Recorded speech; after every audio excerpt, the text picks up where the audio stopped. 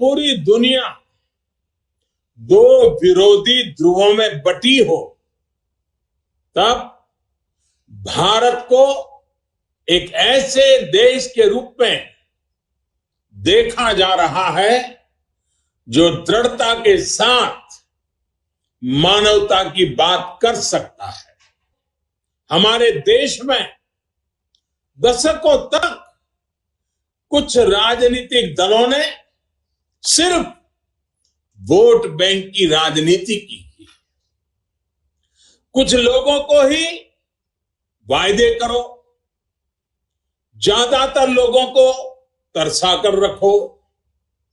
भेदभाव, भ्रष्टाचार, ये सब वोट बैंक की राजनीति का साइड इफेक्ट था। लेकिन भाजपा ने इस वोट बैंक की राजनीति को ना सिर्फ टक्कर दी है, बल्कि इसके नुकसान देशवासियों को समझाने में भी सफल रही। भाजपा की नेक नियत, नेक इरादों से किए जा रहे कार्य, उसे इसलिए जनता से भरपूर आशीर्वाद मिल रहा है। आज देश में ऐसी सरकार है जिसकी वैचारिक निष्ठा अंत्योदय में है। गरीबों, दलितों, पिछड़ों, महिलाओं के हितों के लिए, उनके उत्थान के लिए काम करना, ये हमारी पार्टी के मूल संस्कार है। इसलिए आज दलितों, पिछड़ों, आदिवासियों, किसानों, नौजवानों के साथ ही जिस तरह महिलाएं भाजपा के पक्ष में मजबूती से खड़ी हुई है, वो अपने आप में एक नए युग की ताकत का प्रतिबिंब है। पिछले कई चुनावों में हमने लगातार देखा है, भाजपा का विजय तिलक करने के लिए सबसे आगे हमारी माताएं बहनें आती है।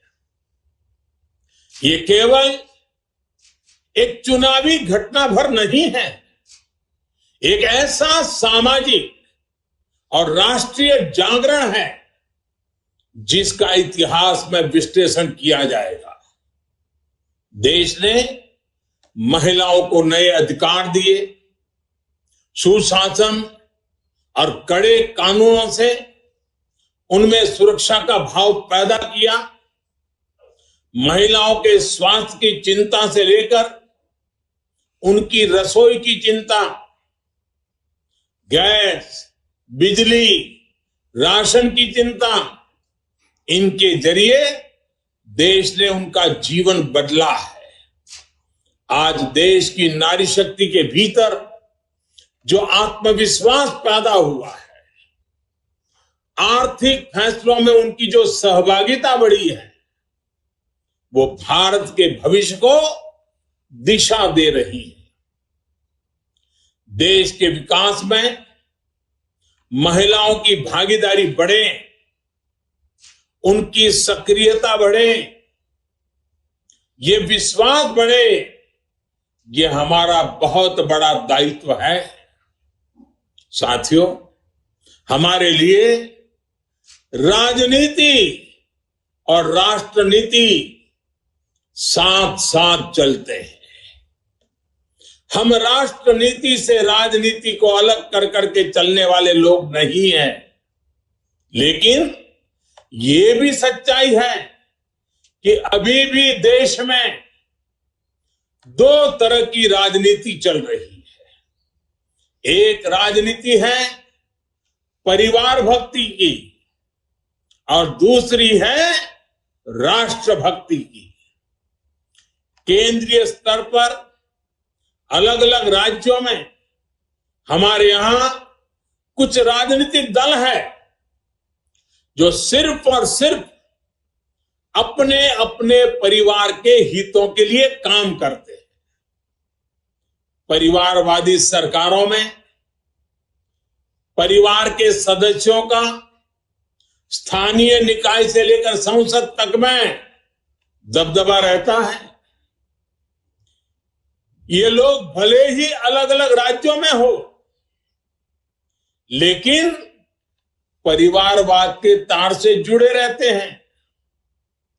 एक दूसरे के भ्रष्टाचार को ढककर रखते हैं। बीते दशकों में इस वजह से देश का बहुत बड़ा नुकसान हुआ है। इन परिवारवादी पार्टियों ने देश के युवाओं को भी कभी आगे नहीं बढ़ने दिया। उनके साथ हमेशा विश्वासघात किया है। और आज हमें गर्व होना चाहिए कि आज भाजपा ही इकलौती पार्टी है जो इस चुनौती से देश को सजग कर रही है, सतर्क कर रही है। पहली बार भाजपा ने ही इसके खिलाफ बोलना शुरू किया और इसे चुनावी मुद्दा भी बनाया।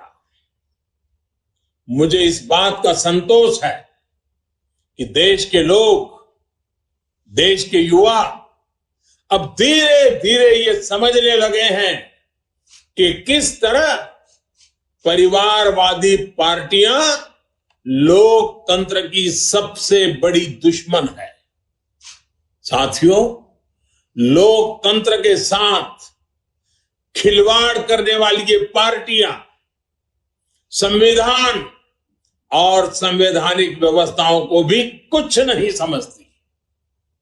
ऐसी पार्टियों से आज भी हमारे कार्यकर्ता अन्याय, अत्याचार और हिंसा के खिलाफ लोकतांत्रिक मूल्यों के साथ लड़ रहे हैं।